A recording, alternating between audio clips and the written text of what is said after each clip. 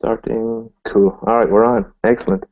Okay, Gareth John, counterintuition.com. I'm joined with the amazing Kristov Atlas, major heavyweight player in the crypto space. He's a security consultant, privacy researcher, cryptocurrency auditor, public speaker. He's been on Let's Talk Bitcoin, the Glenn Beck Show. He's got his own podcast, Dark News. Guy's ridiculous in terms of output.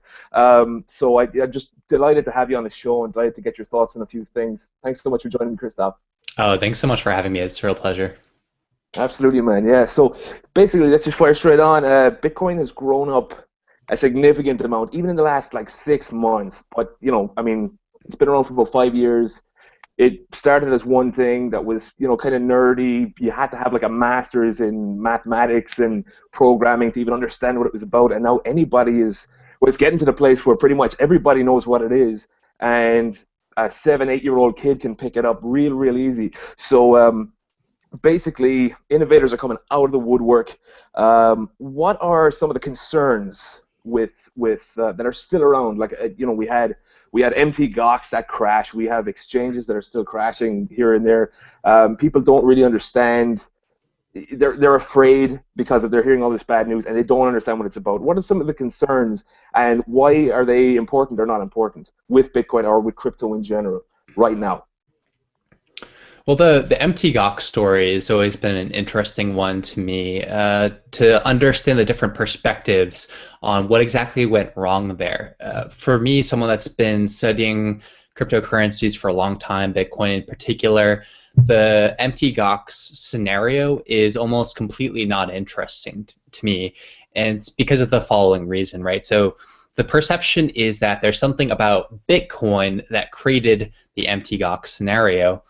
And lately, we've seen a lot of people in the regulator space who have been saying, well, it's, you don't have sufficient guardrails, you need regulations, you need people to step in and tell you how things need to be secured and how to create honor amongst thieves and all this other stuff.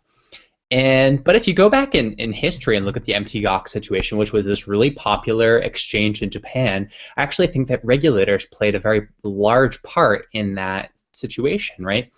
So you had at one point the US government reaching into the bank account of MT Gox, taking somewhere in the ballpark of $5 million cash out of their bank account. That's not good for anyone's business, let alone a fledgling money transmission business. And it was on the basis that they had filled out some paperwork, and when they filled it out at the time, it was filled out correctly. Some rules shifted and changed in the meantime, and they weren't caught up to date. And so by the time that the U.S. government stepped in, they were no longer in compliance with their paperwork. It hadn't been filled out in the way, retroactively speaking. So it's like this ridiculous stuff, rather than just saying, hey, your paperwork is a little bit out of date, would you, please update it by this date or something like that. They're like, hey, give us $5 million. Now, I don't know about you, but I would find it very difficult to run a company in that fashion. The other thing that regulators did was that they have been threatening to regulate Bitcoin and money transmitters for a long time now, but they haven't come out with a clear set of rules that they've committed to and so forth. And what that does is it creates what we call regulatory uncertainty. And so entrepreneurs or investors that are thinking about getting into this space, many of them are going to be dissuaded from doing so because they want to know what the rules are. That's what's going to allow them to assess their risk. They need to make some calculations about, okay, if I put this money in, if I put my time in, if I put my intellectual capital into this effort, what's the risk that regulations are going to make that difficult for me, that we're going to lose money and so forth. And so when regulators haven't committed to anything firm, people are just not so much willing to go into the space. I met quite a few people in the New York scene who are really eager about the idea of starting their own Bitcoin exchange, but they simply didn't do it because they didn't know what was going to be coming down the line.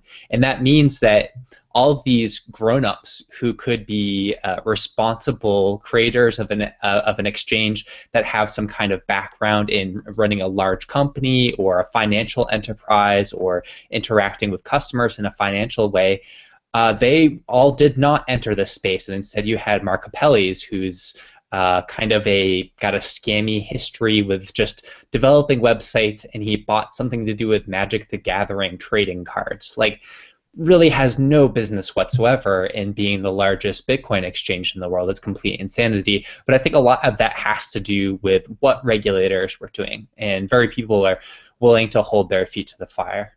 So I think that's unfortunate. So go ahead. Yeah, well, so there's this kind of there's a paradox with, particularly along a lot of our kind, everyone who's into Bitcoin in general and crypto tend to be, not always, but tend to be along the more kind of libertarian or anarchist type, where you're kind of, you don't want regulation. So it creates this kind of paradox where you want there to be certainty from the regulators, but you also don't want them to be regulated. So I was watching Andreas Antonopoulos, was it last week or 2 weeks ago? He was in the Canadian Congress. I'm sure you've seen it, where he addresses these guys, and they're not the legislators, but obviously they're just proposing legislation. But basically, I don't know, a couple of hours, he had basically well, I mean, he'd been back and forth over a long period of time, I know, but in this meeting, it was amazing. He had basically, by the end of it, he was basically saying, don't touch Bitcoin for, give us a few years so we can see how it grows. Don't stifle it. If you'd stepped in when the internet was being developed, then you'd start regulating to the extent that people are talking about it. The internet would never have come into existence. So just step off for a while. And by the end, I remember one of the Congress guys turned around and said, so basically, yeah, I think what you're saying is, step off for 5 years. I think we can do, that sounds reasonable. And they looked at Andreas and they say, is that what you're looking for? And he's kind of like, yeah, yeah. Like, it was like it just took them by surprise. They were on board with the idea of not regulating. So, but even that is a position from the regulators, just to say, look, guys, do what you want for a while. Obviously there are regulatory concerns when it comes to businesses that are being regulated. They don't want to involve themselves in technologies that can open them up to some kind of legal problems down the road. So the way it was kind of broken down, as far as I can see, is the only time you really need regulation. You don't need regulation. The only time it makes sense in this particular framework is whenever you have a point of centralization. Whenever there's a point where people can actually can make decisions that affects the network. Bitcoin itself does not need regulation. I mean, it can't be. I mean, there have obviously been some concerns coming up here and there, and we've got it. I mean, the nerds have got it covered. Just step off. We don't need regulators. The whole idea behind Bitcoin is that it doesn't need regulators. It's self-regulating. It's completely mathematical. You can't fudge the numbers. And so, with the likes of, when I heard about Mt. Gox recently, MintPal has gone down. That exchange. They've had a lot of trouble, and a lot of coins are missing, and we don't know if people are going to get them back or not. But what's important to realize there is that these are institutions. This isn't the currency. This is or the technology even. These are the institutions, and it's just so funny because whenever you see, like we have our banks. When people voice these concerns, who are all about, Bitcoin is terrible, or whatever, or it's just dodgy, or it's really, it's open to hacking, and it's, people are scamming it. It's a pyramid scheme, and in reality, I mean, that's exactly what the banks are, who are regulated by all sorts of institutions, and they did go bust. We have, numerous examples of it, including most recently 2008, 2009. And what was the response? People get taxed more. You get money taken from you to pay for it. The wonderful thing about the Mt. Gox disaster is that it worked. I mean, aside from the regulatory problems, there was incompetence in the company, and the company failed. They didn't get a bailout. We couldn't, just start printing. They couldn't start typing more Bitcoins into their computer and say, oh, we're okay again. They're gone because of incompetence. And so it's a way of weeding people out. Now, of course, there are going to be people who are hurt in the meantime, but we're working on it, right? And with the banks, people are just always going to be hurt. So it's kind of a, if you're going to make an argument against people getting hurt, it's Bitcoin is where you go to, right? So I can't remember what my point was. I had a question there, but yeah, basically, where I'm looking at the problem is that it's basically decentralization. It's whenever you try and take a decentralized technology like Bitcoin and use centralization. So obviously, a lot of people have been talking about exchanges that are decentralized. What do you see emerging? Is there anything you've got your eye on particularly? Is there any companies or any particular individuals who are putting together decent decentralized exchanges that are not open to these kinds of human errors and incompetence? Yeah, I haven't seen anything in the Bitcoin space in particular. You are seeing some stuff crop up in the altcoin space, but it tends to be fairly insular so far. So where it's not a truly, universal cross cryptocurrency decentralized exchange. And someone pointed this out to me a while ago. One of the problems with coming up with such a technology is that it's a demanding kind of technology to come up with, and once you put it out there, it's really hard to come up with like a monetization strategy for that, right? If you're not going to be the central source that's collecting fees on the exchanges and so forth, how do you fund such a project? How do you get the brilliant minds and software engineers together in one place for an extended period of time to create this kind of exchange? And it's a very difficult question to tackle, and I think that we'll continue to see people who will attempt to do it. They will fail because of the challenges around monetization, and then finally, eventually, someone will be able to nail it. But I'm not looking at any one particular technology right now that says, this is the most promising one to me right now. And it may even just be that we cobble together these kind of this network of various layers of decentralized exchanges that are compatible in certain areas, and they'll overlap to the point where we can kind of have a patchwork of exchanges. That would be sufficient as well. Sure, and it is. I mean, it's in terms of innovation, it's completely mirroring, and in fact, at this point, eclipsing the early internet days, where rather than having here are your rules, and then you have to kind of build around that. You have a platform, and then anybody can come in and say, okay, here's a technology, here's an idea, let's try it out. And you see that with like what 500 altcoins right now, just people saying, I think I like Bitcoin, I think I can do one better, and they try it, and they can, and there's no one telling them they can't. It's a wonderful, wonderful thing. So yeah, I guess decentralized exchanges and whatever needs to happen, someone's going to come up with something, or in reality, a bunch of people are going to come up with stuff, and it's going to fix it. So basically, the idea would be, would you be on board with the idea of regulators would only break a system like this? All they really have to do right now is say, we're going to leave it alone. Well, I've been in the IT space for a while now, security in particular, and I must say that regulators have a hard time trying to not break innovation in the space of securing things because they have all their own private interests. There's regulatory capture and so forth. But let's ignore those for a moment. When they come up with a standard on how to secure something, it takes them months, and for the most part, they cannot get access to the tip-top professionals that are on the cutting edge and so forth. So whatever they come out with is already several months old and behind the times at this point. And especially in the cryptocurrency space where things are changing so incredibly rapidly, it's kind of unrealistic to expect that you could have a small group of individuals that are going to be able to predict how the market is prepared to secure things involving millions or billions of individuals a few months down the line, right? So it's a real challenge to come up with something like that. I don't know how you could possibly do it. If we look at the example of the BitLicense proposal in New York State, for example, you saw nothing about proof of reserves in there or voting pools or all these next generation technologies that are going to help secure exchanges, help secure money transmission businesses. They're not even mentioned in there because they're not even aware of those kind of technologies. They can't foresee what they're trying to come up with a plan that's going to work for the next 6 months, and I think it's kind of a chaotic kind of thing to go for. Absolutely. I mean, you think Satoshi Nakamoto, whoever he or they were, they have some of the best understanding into what Bitcoin is, and there's no way they could have predicted what has happened with Bitcoin right now. I mean, it's preposterous the kind of things that are coming out of it. On that, I mean, it's money, it's currency, it's a medium of exchange, but that's only really actually a very small part of it. I mean, it's one of the major parts right now as far as the more mainstream audience is concerned. But really, I mean, didn't we just see 2 weeks ago people getting married at one of these ATMs? People are using it for transfers of deeds on cars, homes.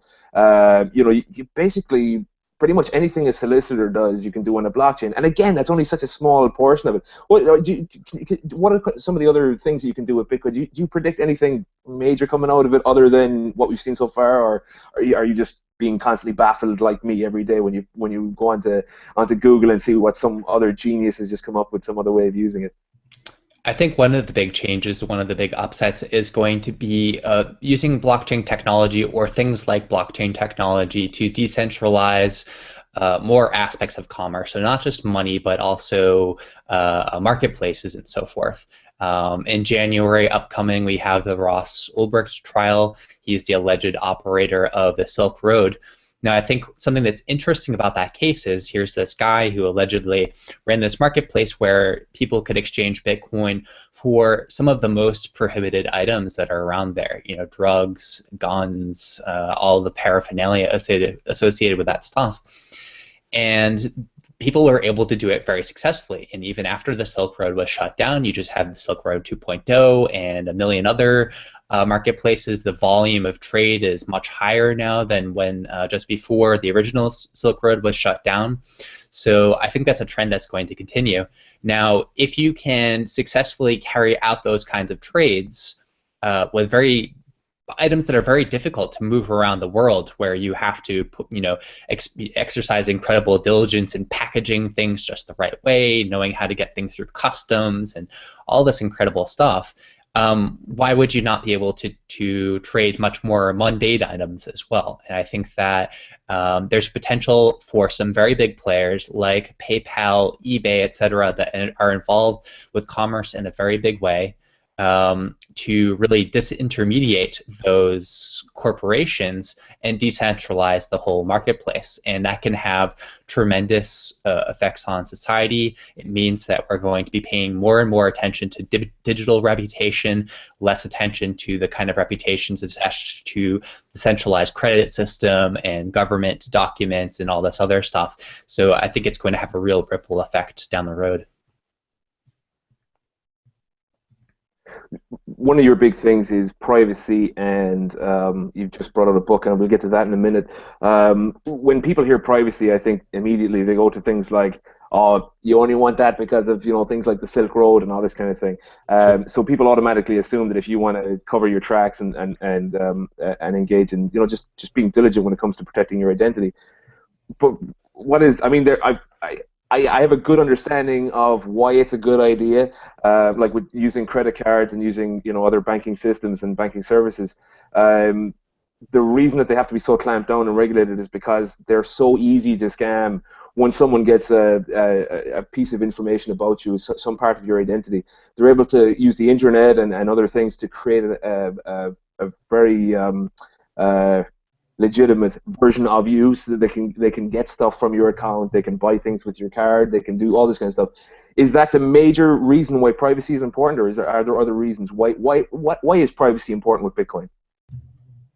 I think privacy, just in general, and financial privacy in particular, is important to our lives in a number of ways. There's an element of it that's just about human dignity, really, right? Like, you may know a crazy couple that likes to go to nude beaches and run around, right? But they don't say to all of their friends, like, all right, we need to make every beach a nude beach from now on, right? Like, they're okay with people if they want to wear a bathing suit, if they want to go to one of those beaches. They don't demand that everyone knock down all the walls and install glass on the outside of their houses. And so we definitely, as human beings, have some basic needs and some basic preferences around privacy, and that's important to keep in mind. There are going to be propagandists that are going to try to turn privacy into something nefarious, but you can always bring it back to what we know about, which is that we do have some basic needs for privacy in our lives, so that we have more of a sense of self-ownership and self-dignity. And I think in the realm of finance, over the last few decades, we've been hearing from government entities and corporate entities to some extent as well that finance should somehow be accepted from this, that finance is an area where we don't really require privacy.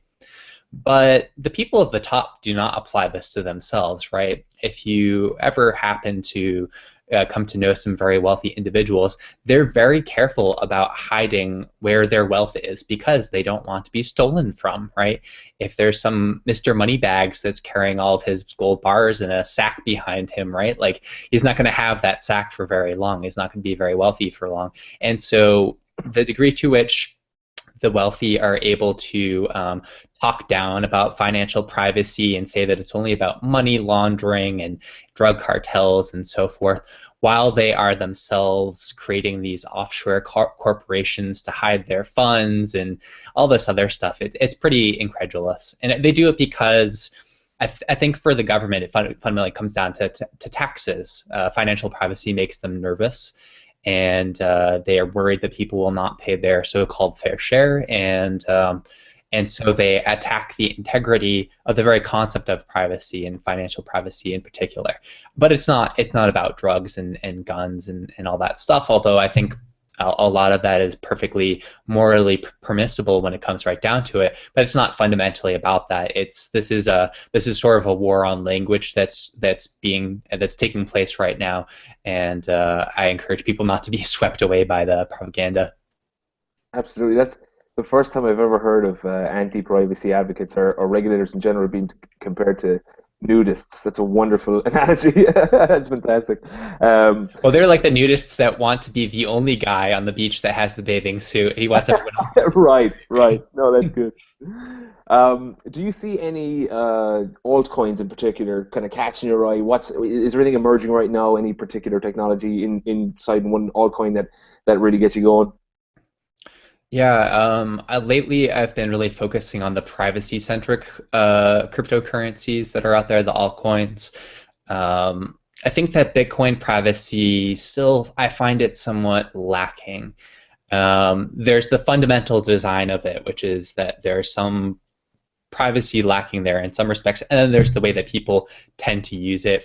It's perhaps getting a little bit better over time in terms of how people are using it. For example, blockchain.info is the world's largest, most popular Bitcoin wallet service, and for a long time it was very inconvenient, if not downright impossible, for you to send money to another address and get your change back in a new address as opposed to just having it returned where it came from. And that's I won't go into the details about why that's really important because it's a bit technical, but just to sort of summarize, it damages your privacy and the privacy of the people that you're doing business with when the software operates in that fashion. Since then, they've added support for that. It's easier now, and we're seeing perhaps even superior wallets coming out now. I was just the other day looking at the Airbits wallet, which is available for iOS and Android, and noticing that every time you go to receive money through your Airbits wallet, it generates a new address for you, which is wonderful. It's a really helpful thing in terms of privacy. And they're using some next generation technology that wasn't available to blockchain when they first launched their application. So, the technology for improving security and improving privacy in the space continues to expand. And I don't think that regulators certainly need to get involved, but I think in terms of privacy, it's been somewhat of a slow progress in Bitcoin, very slow. I certainly have been trying to push the lead on that, so to speak, but where we've seen the most innovation in privacy over the last year has been in these altcoins. I think in large part, it's because privacy is not yet a popular topic. It's hard to get consumers really excited about the next, extremely private wallet. So if you can instead use your altcoin as a kind of IPO to fund your development process, you can go from $0 to a few $1,000,000 in a very short period of time with a new promising altcoin, and that acts as a real money pump for the developers. It's a really handy mechanism for them. I've spent a lot of time looking at Darkcoin. That's probably the world's largest market cap privacy-centric currency, and I think it has some real promise. I think it's pretty useful today, and it's going to continue to get better in the future. We also have the crypto note altcoins, which are quite good and continuing to improve in many ways, although they have been embroiled in a bit of controversy and drama as of late on the message boards. And I think for those that track this privacy-centric technology in the cryptocurrency space, probably the thing that the most excited about, which doesn't have a release date quite yet, is zero cash. There's these academic researchers that have been working on the technology for a couple years now.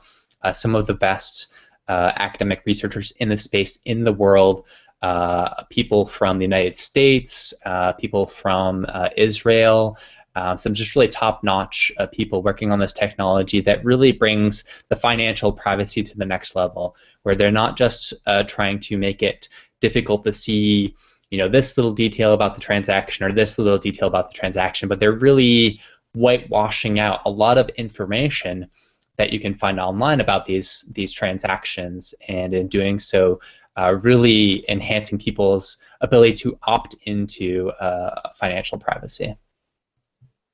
You mentioned getting consumers. It's hard to get consumers excited about privacy-centric things, but just to bring it back to cryptocurrency in general, I find that when I'm dealing with people, a lot of the time they're saying, we have cash. What's such? It's not. It's just another digital money. It's something on. It's akin to having something in PayPal or whatever. Until I can go down to my shop and buy something with it, and the cashier is going to know exactly what I'm talking about. But I think it's important to realize that some of the other applications of it, I mean, aside from it being, immediately valuable to people in that it can't be inflated, it can't be, all the basic downfalls of central banking that we all have in the Western world, it's actually stable money. The other, 5 to 6 billion people on Earth who don't have access to capital. One of the things I'm heavily involved in is peer-to-peer lending, and that's to get basically resources to people who are building businesses in various parts of the world where they don't have access to banks. And it's been an incredible year, or even the last 2 years, but particularly this year, it's been remarkable for the adoption and for the success of businesses that they've gone to their bank has turned them down because they don't have liquidity and they don't have, this, that, and the other. And instead what you do is you can have a whole bunch of people around the world who just chip in a little bit of Bitcoin, and it goes immediately to the person's wallet when it's funded or whatever, and then they're able to build a business. So you could have like Uganda, you have Nigeria, you have places that wouldn't have a hope of getting money, and all this aid money we send, it just goes straight to their governments. It doesn't go to them, to the people on the ground in villages and whatever. We actually have a way now of actually fixing poverty. So we kind of win this argument. It's like, oh, well, I can't go and buy something down at my local shop. Yeah, but you could solve poverty, and I just think it's incredible that the kind of things that have emerged out of it that wouldn't have been predictable before. It's one of the most exciting things, other than peer-to-peer lending, other than, I guess it's a bit more technical when it comes to the central banking thing. People don't really understand. Is there any kind of arguments that you would use to just say, hey, okay, you don't know anything about technology or whatever? I guess you don't need to. I mean, in the early days of the internet, you would need to know a lot to use it, but now everybody uses email, everybody uses Facebook, and they haven't a clue how it works. How do we make those same arguments to people and say, hey, you don't have to understand how it works. Here are the benefits. Here's what you get. Is there any kind of quick fire stuff you came up with to be able to communicate to people how important Bitcoin is? Yeah, I think that the poverty issue is very important, and it's an example of the way that you can appeal to people about causes that they care about. Some people really care about poverty. Some people are very concerned with privacy. Some people are very concerned about the convenience of having a kind of digital cash that can transport itself instantly around the world.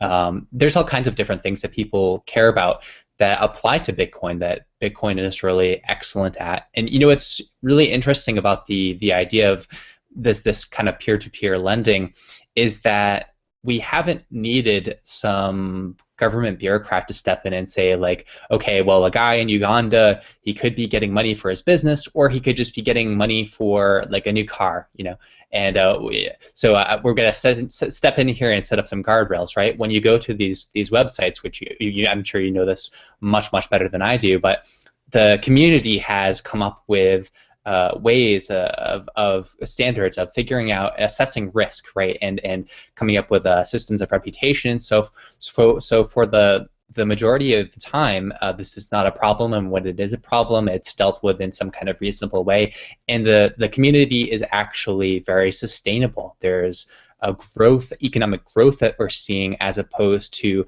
an unending number of scams that are just sucking people's wallets dry. I think it's very, very encouraging to see that we're able to self-organize in that fashion, and that really shows the potential of Bitcoin. That if there's all these new things that we're doing and we can self-organize and make them really, really work, that's, I mean, the sky's the limit in that regard. Absolutely. For anybody who's listening to this and who maybe has heard about Bitcoin but doesn't do it for a while, has taken interest but doesn't have any, doesn't know where to get it, what would you suggest? I mean, this Airbits wallet I checked out, it's a phenomenal wallet. I haven't had enough time to play with it yet to fully recommend it, but it seems absolutely fantastic. If somebody wanted to get themselves a wallet on their phone or on their laptop or whatever and get some Bitcoin, what is the easiest way to do that? Yeah, well, Or there's two important steps, right? So there's getting your wallet set up, and you really want that wallet to be on some device that you owned. Where in Bitcoin we have this technical term that's called like a private key or a spending key. It's a piece of information, kind of like a password that allows you to spend your Bitcoins and no one else, right? And we want to always make sure that this key that allows us to do that is on our devices and not on someone else's device. That was one of the problems for the Mt. Gox customers, was that Mt. Gox was the one that were holding these keys for them. And so really, in terms of ownership, if you want to talk about, get right down to brass tacks, it's kind of like Mt. Gox owned all of the Bitcoins that were on the exchange, and there was kind of this IOU out there for the customers that was not, was not made good upon by the end of the the Mt. Gox falling apart. So you want to set up your own wallet. You can do that on your phone. You can do it on your laptop. I think it's well worth looking into paper wallets if you'd like to kind of hold on to the Bitcoins for a while. If it's a substantial amount of money, if you're treating it like savings, then learn how to secure it. So that's the first step. Get your wallet software, whether it's Airbits or blockchain.info or something that you're running on your computer. There's lots of great options on there. And then you need to find somewhere to get Bitcoins. You could start accepting Bitcoins for your own business. There's lots of like merchant services out there that help you do that, like BitPay, like Coinbase, etc. I sell ebooks online, and I personally use BitPay to act as the transactor to receive people's Bitcoins and let me know that the orders have gone through and so forth. And so that's one option. Local Bitcoins is great. This is something that's all over the world. You can meet up with someone in person if you want to and exchange cash for Bitcoins, or you can kind of do a bank transfer if you don't want to actually go out and meet someone in the meet space, so to speak. And then in the United States, I think that I really like Coinbase still. I think that they're a really convenient way for you to link one of your traditional banking accounts to them, and you can go through all these verification steps to really be able to buy your Bitcoin right away, and then it's just simple. You press a couple buttons and you're changing your dollars into Bitcoins, and you can go back the other way around if and when you need to convert your Bitcoins into dollars. So I think there's some really fantastic options out there. excellent. And then there is the third step after somebody gets their wallet, they get their Bitcoin. Then they need to learn about anonymity, privacy, and security. Tell us about the book, man. What's the idea behind it, and how can people get it? Yeah, I think the privacy stuff is really important. It may strike people as a bit esoteric at first, but what I'm really finding is that people, once they're into Bitcoin for a little while, for a month or two, whatever it is, they figure out that this privacy stuff is quite important. They figure out that the security stuff is really important, that the two are kind of connected in some ways. And they say to themselves, man, I wish I had gotten on this sooner, especially the people that end up getting stolen from, which is really unfortunate. I think the earlier that you can learn about this stuff, the better. So the book is basically stepping you through, okay, here's where to get some Bitcoins, here's how to secure them, here's how to anonymize them so that the company that you got your Bitcoins from, they're not just continuing to track your Bitcoins around this public ledger of all the transactions available to everyone in the world. We call it the Bitcoin blockchain, and it's a way that you can really track these coins around unless you know how to use particular techniques, particular software techniques, and what kinds of services to you to really obscure that trail. And so what the book will help you do is it will help you understand, okay, what are my concerns as a Bitcoin user? What kind of privacy challenges are out there for me? And then stepping you through it with the screenshots and the walkthroughs and all the stuff and the appendices and everything that you would possibly need to know, how to get your Bitcoins to a place where only you know where they are, and anyone else you care to share that with. But not everybody else in the world, and it'll be in a nice, safe spot where you won't be concerned that someone's going to whisk them from you, digitally speaking. Excellent. Well, I'll put a link for the book to purchase either with Bitcoin. I'm assuming you don't just take Bitcoin. Do you take other currencies? Bitcoin, credit cards, PayPal, whatever you want. Awesome, awesome. So yeah, we'll link that in the description on YouTube. We'll put in the link on the MP3. If people want to follow you more, Kristov, they want to see more of your work, they want to see what you're working on, follow your Twitter, your Facebook. I guess I'll link those in as well. Dark News, is that just purely on YouTube, or is there a link for that as well? Yeah, you can go to darknews.tv, and you'll find all the episodes to the show. It's like a weekly show that I do, or semi-weekly, talking about a lot of this privacy stuff and kind of the technologies that are emerging that helps us get past censorship. I think censorship is a real problem in the world right now, in the Middle East, in Africa, and South America. It's all over the place, and so I'm really fascinated to share with viewers the latest developments in that space. I think it's really, really cool to find out about. Absolutely, man, and I appreciate you doing it. This is revolutionary stuff, and you're one of the main guys, one of the, like I said, heavy hitters in the space, and I'm happy to talk to you. It's been an honor, and we'll definitely, absolutely follow up sometime soon. The next maybe month or two, I'll check back in with you, and we'll see if we can we talk more crypto. Very good. Thank you very much for having me on. Awesome, man. All right, have a good evening. You too. Bye bye. See you.